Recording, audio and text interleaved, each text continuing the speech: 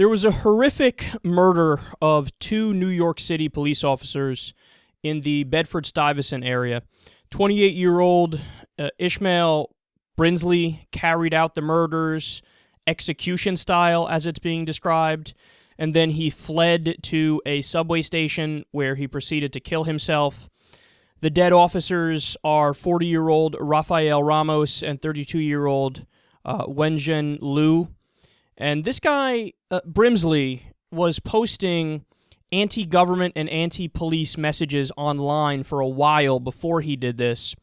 And he alluded to the Mike Brown and Eric Garner cases, and he was angry over them. This is one of the things that was a recurring theme in his online posts. Now, as you would expect, the media is harping away on that aspect of the story, and they're trying to draw connections between people rightly being angry at police brutality and the response to murder police, which is not something anybody's advocated for in the movement. When we call for justice and when we call for accountability, murder never enters the question and never crosses our minds, and we never discuss it. But nonetheless, the media is making connections where there are none. But another aspect of the story that is not being discussed much, and it should be, is further information about this guy, Brinsley.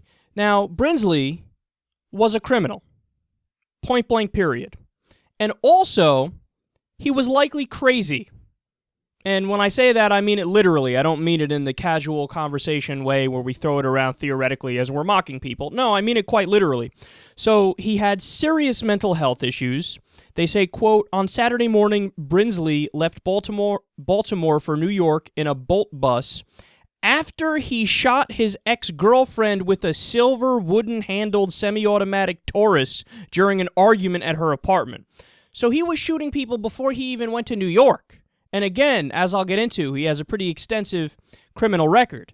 So he's going around killing people for what he claims are political reasons, and other times he's shooting people for non-political reasons. So when you look at the totality of the evidence, it seems pretty clearly that this guy wasn't purely motivated by political intentions. It seems like he used that as a cover-up to attempt to go out in a kind of blaze of glory to get some positive recognition, even though he's a crazy person who was shooting multiple people. Okay, now, they continue. Brinsley was arrested 15 times in Georgia. 15 times. Now, that's one article. That's the conservative number. There's another article that says 19 times. Well, actually, they go on to say, and 4 times in Ohio since 2004, so that would make sense because 15 plus 4 is 19. So he's arrested a total of 19 times since 2004 on charges including misdemeanor assault and robbery. And here's what I think is one of the most important parts. A year ago, he tried to hang himself. So again, we're dealing with somebody with serious, serious mental health issues. Now, Addicting Info made a fantastic point about this. They gave multiple examples, and they said, the way that the media reacts when you see a white guy kill a police officer or a white guy kill anybody, if there's any of the, plethora of mass shootings that involved a crazy young white kid or mentally ill white kid, the media, right away they decide to talk about mental health issues, and they talk about what could have gone wrong. Was this guy bipolar? Was this guy schizophrenic? And they'll talk about it in that context. But when you have a situation like we saw with Brinsley, that almost didn't get brought up at all. So if it's a white kid that does it, well, the kid is an anomaly from the otherwise good white community, and he's a lone wolf, and he's crazy. And if a black guy does it, a lot of people, not, the mainstream media necessarily, but especially a lot of conservatives turn around and they go, typical. So when a black guy does it, well, somehow it's representative of more than just the actions of that one guy. But when a white guy does it, no, it's representative of just that one guy, and he's crazy. And all the other white people, it says nothing about all the other white people. So you see some inherent biases in the way that we discuss this. Now, again, I can't bring this up enough. If we're talking about somebody who tried to commit suicide, he tried to hang himself recently, we're not dealing with a balanced, rational person. So to try to say that the only motivation was political in nature and that, that's what we can pin it all on. You're just not being intellectually honest, because clearly there was more going on with 19 arrests in an attempt to kill himself. This guy needed Thorazine or Seroquel or to go to therapy sessions or something. Clearly, we're not talking about a rational individual here.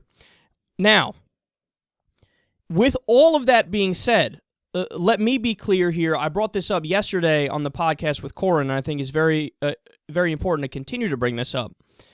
That even though I know everybody in my audience knows this, in fact, I know that people who aren't in my audience who are progressives know this, but nevertheless, it bears bringing it up again. There's a good reason to bring it up again, and it makes sense to just remind everybody that you can never fight injustice with injustice.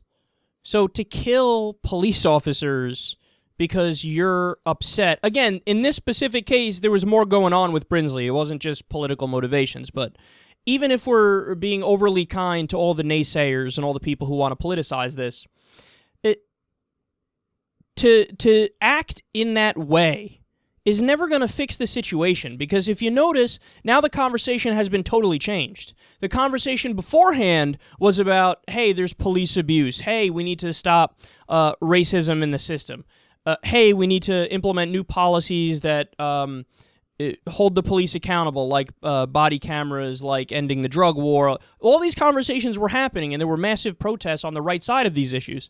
But then when some jackass goes out there and he thinks he's getting people back for what happened to Mike Brown and Eric Garner, no, now you've also done wrong. You're not better than the people you supposedly hate. You're stooping down to their level. In fact, you're worse than their level. And now you've changed the conversation where there's nothing but across the board sympathy for the police department, and rightfully so.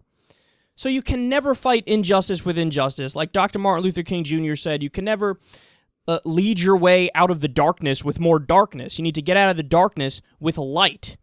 So it's always important to remember that, because we need to be the logical ones. We need to be the rational ones when it comes to the political discourse in the country, because we know that our goals are the right goals. So if you use tactics that besmirch your goals and pollute your goals and pollute your message, you're not helping. You're making it worse.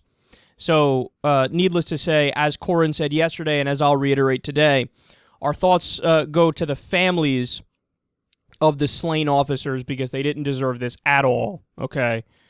But at the same time, my thoughts also go to the families of Mike Brown and Eric Garner.